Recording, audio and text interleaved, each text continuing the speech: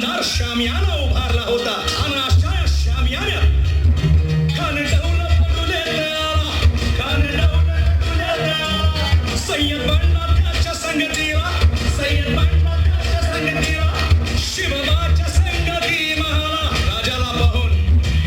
राजाला पाहून खान म्हणतो कसा,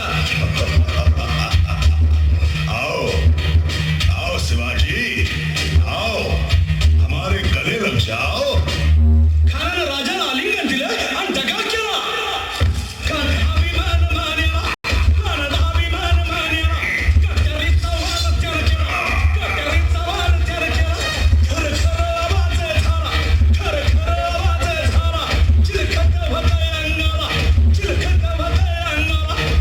खानाचा वार फुका गेला. खान यडपडला. इतक्यात महाराजानं पोटामध्ये पिचवट केला, पोटामध्ये पिचवट केला. वाघिण खाचा मारा केला,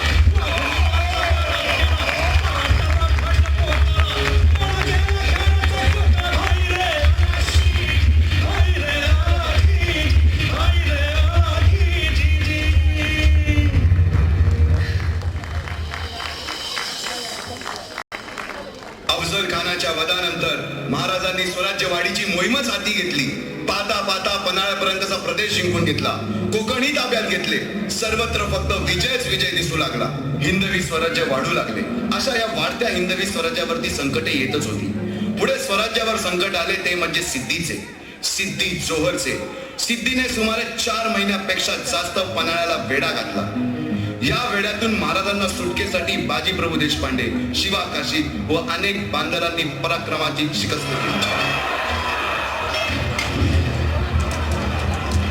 समोर मृत्यू दिसून सुद्धा शिवा काशी प्रति शिवराय बनून सिद्धीच्या शामियानात जातात. काय म्हणावे त्या धैर्याला. पावनखिंडी 3000 गनिमांशी अवघ्या 300 मावळ्यांना घेऊन घोडखिंड आडून धरली आणि बाजीप्रभूंनी राजांना पुढे राहण्यास सांगितले. काय म्हणावे त्या शौर्याला. राजे लाख मिले तरी चालतील, परंतु लाखांचा पोशिंदा हा जगलाच पाहिजे. जा राजे जा, फक्त एक करा. विशालगडावर पोहोचल्यावर तोफेचे 5 बार द्या. तोपर्यंत हा बाजी या खिंडीतच गनीम रोखून ठेवतो. पुरंदराच्या तळावेळी मुरारबाजींना माझ्या सैन्यात आलमगीर बादशाहकडून मनसब देतो असे आमिष दाखवणाऱ्या त्या दिलेर खानासमोर मुरारबाजी स्वराज्याच्या ठाई बाहेर निष्ठेला आपण तांडव करतात. काय म्हणावे त्या स्वामी निष्ठेला. पुढे राजांना आग्र्याला जावे लागले. तेथील औरंग्याच्या मगरमिठीतून निष्ठून आल्यावर तहात दिलेल्या किल्ल्यापैकी जेव्हा कोंडाणा घेण्याची वेळ आली तेव्हा स्वतःच्या मुलाचे लग्न बाजूला ठेवून सुभेदार तानाजी मालुसरे पुढे आले. काय म्हणावे त्या त्यागाला. ही मोहीम मॅच फत्ते करणार राजू. आधी लगीन कोंढाण्याचं बघ माझ्या रायबाचं.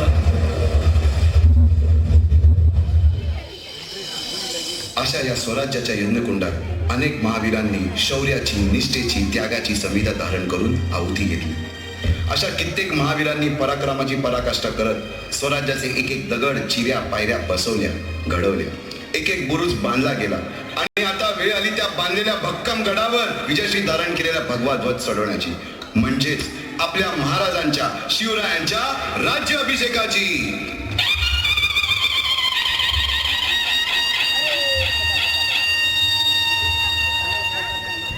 350 वर्षाच्या काळ रात्रीनंतर अरुणोदय झाला.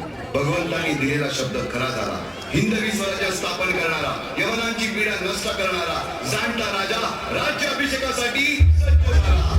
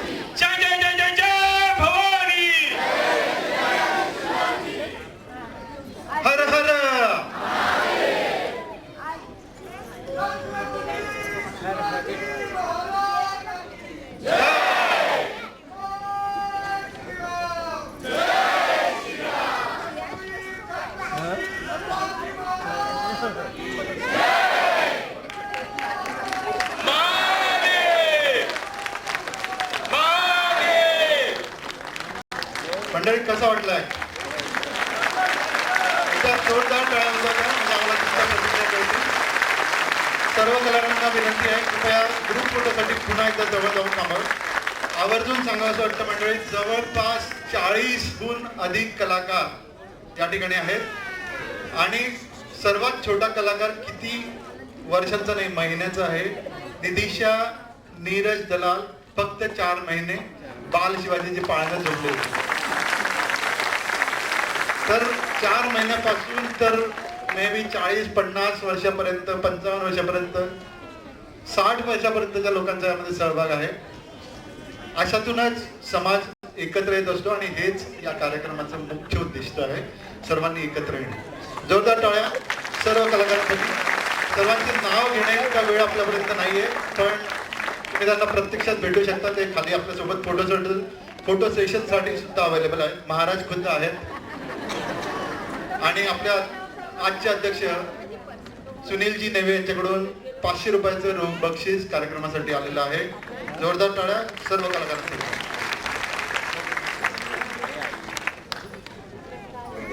म्हणजे काही कार्यक्रम आपल्याला पूर्वार्धात घ्यायचा होता, पण वेळे बघता तो आपण सेकंड हाफ मध्ये घेऊया.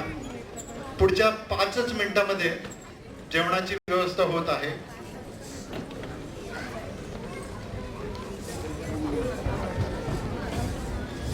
सर्वांनी कृपया लक्ष